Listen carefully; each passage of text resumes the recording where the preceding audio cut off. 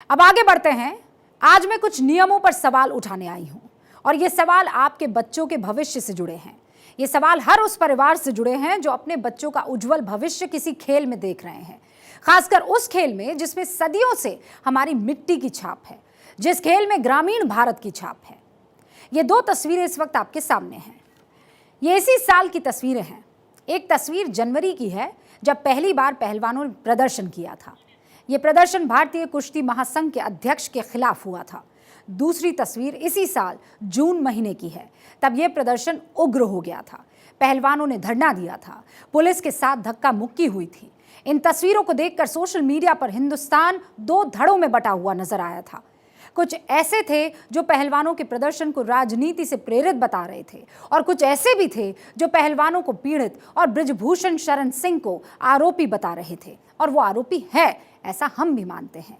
यहाँ मैं आपको वो भी सुना सकती थी जो पहलवानों के प्रदर्शन पर ओलंपिक मेडलिस्ट पहलवान योगेश्वर दत्त ने कहा, लेकिन उससे पहले ये बयान। मैं 2013 से, जब मैं मात्र 14 साल की थी, तब से मैं कैंप में जाती हूँ और आज 2023 में खुद कैंप में नाम डलवाती हूँ कि सर मेरा नाम डाल दो, अगर कभी हम नेशनल नहीं लड़ते तो हमें कैंप में आने की अनुमति नहीं होती है। तो हम एप्लीकेशन देते हैं कि सर ऐसे ऐसे में दिक्कत थी, तो तब हमारा नाम डाला जाता है। आज तक 10 साल से मैं कैंप में हूँ, आज तक ना तो मेरे साथ और जो मैं देखती आई हूँ ना ही किसी लड़की के साथ आज तक उन्होंने किसी को कुछ बोला है। के हवाले से ऐसे बोला जा रहा है कि हमने कुछ भी नहीं बोला या कोई भी सबूत नहीं दिया। क्या ब्रजभूषण से एक बार भी पूछा कि आप सबूत दो कि आपने कुछ नहीं किया? उनका नार्को टेस्ट करवाया जाए, हमारा क्यों करवाया जाए? सीबीआई जांच होनी थी। अगर हम झूठे हैं ना तो हमारे को जो अगर ये देश बोलेगा, जो उच्च न्यायालय जो सजा देगा, हम रेडी हैं, लेकिन जांच तो करवाई जाए। ऐसा थोड़ी है कि वो पावरफुल है तो हमें न्याय नहीं मिलेगा। तो यहां मैं आपको वो भी सुना सकती थी जो पहलवानों के प्रदर्शन पर ओलंपिक मेडलिस्ट पहलवान योगेश्वर दत्त ने कहा था, लेकिन योगेश्वर दत्त बीजेपी के नेता हैं, इसीलिए मैंने और मेरी टीम ने आपको पहलवान दिव्या काकरान को सुनाया। वो अभी तक राजनीति में आई नहीं है और मैंने दोनों पक्ष आपके सामने रखे हैं। खैर, मैं आज पहलवानों के प्रदर्शन पर किसी का पक्ष लेने नहीं आई हूं। मैं आज बात करने आई हूं एक कुश्ती ट्रायल की, और अब जो मैं आपके सामने रखने वाली हूं उसे बहुत ध्यान से देखिएगा और सुनिएगा। 23 सितंबर से चीन में एशियन गेम्स शुरू होने वाले हैं।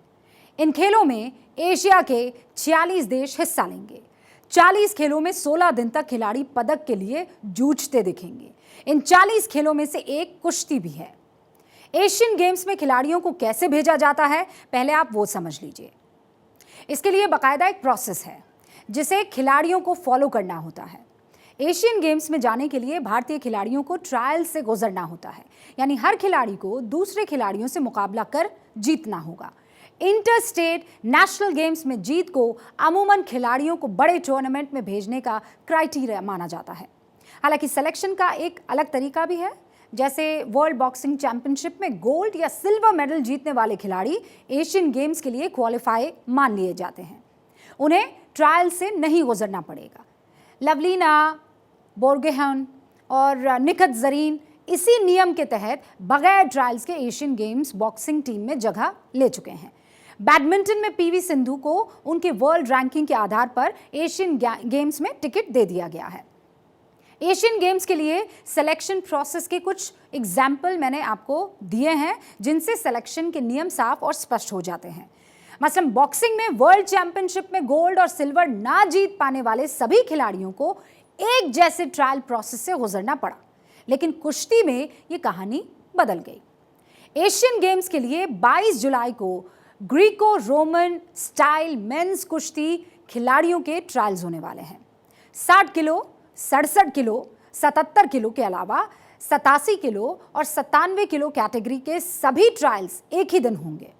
इसी दिन 130 किलो कैटेगरी के भी ट्रायल्स होने वाले हैं।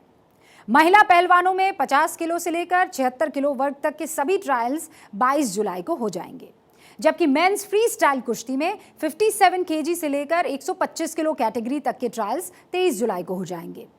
और ये पूरा ट्रायल प्रोसेस विवादों में आ गया है, और इस विवाद की वजह है इंडियन ओलंपिक एसोसिएशन के एड हॉक पैनल का एक फैसला। इस एड हॉक कमेटी को सरकार ने बनाया है और फिलहाल यही एड हॉक कमेटी भारतीय कुश्ती महासंघ के सभी काम देख रही है। इस कमेटी ने एक फैसला किया है।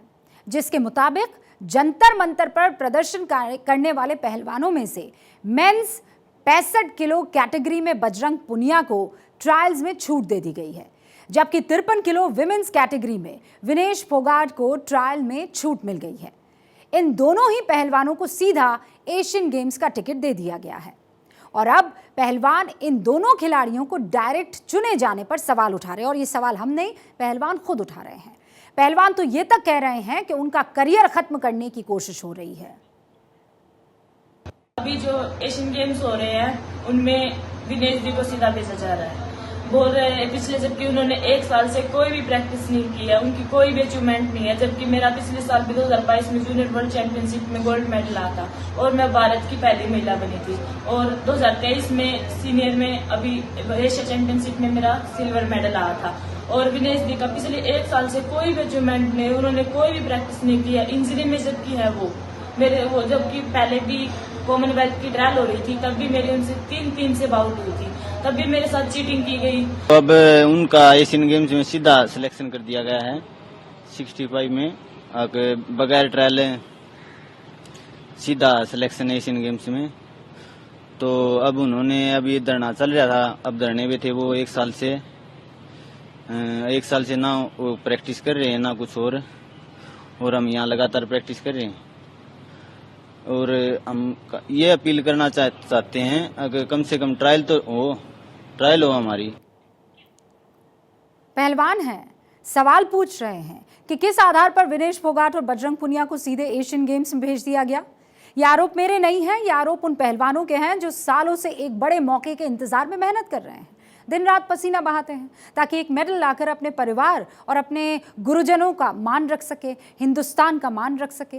लेकिन जब इन मेहनती खिलाड़ियों के सपनों को कोई तोड़ने की कोशिश करेगा तो दर्द और टीस तो होगी ही, और वही इन खिलाड़ियों के शब्दों में बाहर आ भी रही है। विनेश और बजरंग पुनिया को छूट देने के मामले को अगर आप देखें, एक अलग तरीका भी है। ये मामला क्या है वो भी आपको मैं बताऊंगी, लेकिन उससे पहले अपनी स्क्रीन पर दिख रही इस चिट्ठी को आप देख लीजिए। इस चिट्ठी में क्या लिखा है वो मैं आपको बताती हूँ। ये चिट्ठी जंतर मंतर पर प्रदर्शन करने वाले पहलवानों ने खेल मंत्री को लिखी थी। इस चिट्ठी में लिखा है कि खेल मंत्री महोदय, निवेदन है कि प्रदर्शन में शामिल होने वाले कुछ पहलवानों को एशियन गेम्स 2023 और विश्व कुश्ती चैंपियनशिप 2023 के ट्रायल्स में शामिल होने की तैयारी के लिए कुछ वक्त दिया जाए। ट्रायल्स को 10 अगस्त के बाद करवा दिया जाए। खेल मंत्री को लिखे गए इस लेटर पर 6 खिलाड़ियों के नाम और साइन भी है। जिन खिलाड़ियों ने ट्रायल्स के लिए वक्त मांगा है वो कौन है?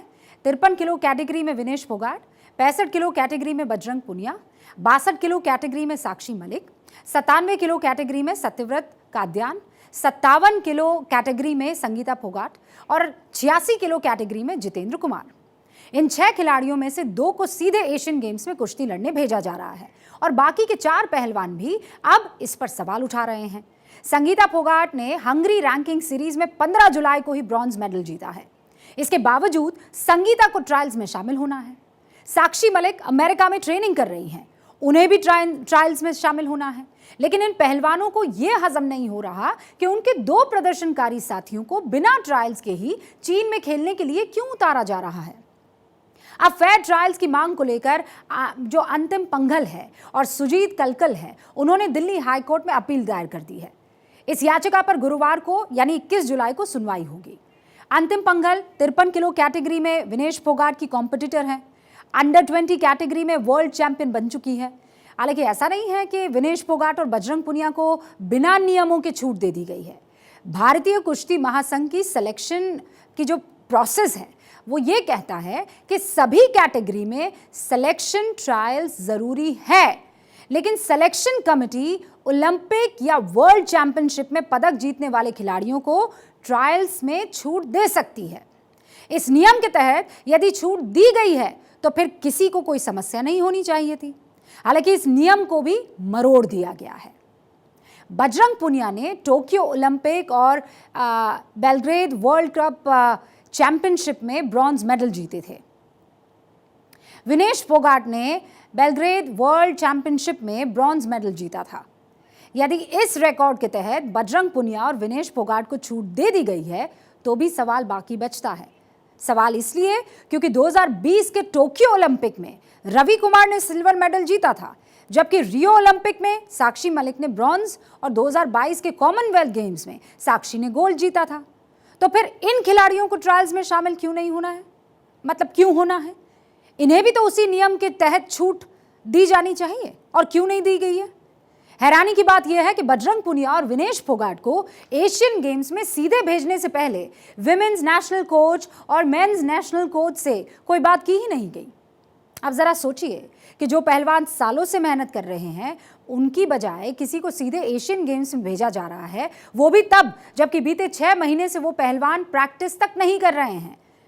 और ये सवाल फिर कह रही हूं, मेरे नहीं है, ये सवाल उन पहलवानों के हैं जो फेयर ट्रायल्स चाहते हैं। इन सवालों के जवाब देने ही होंगे, क्योंकि वो पहलवान जो कुछ लोगों को बैकडोर एंट्री मिलने की वजह से रेस से बाहर हो गए, वो आप में से ही किसी के बच्चे हैं।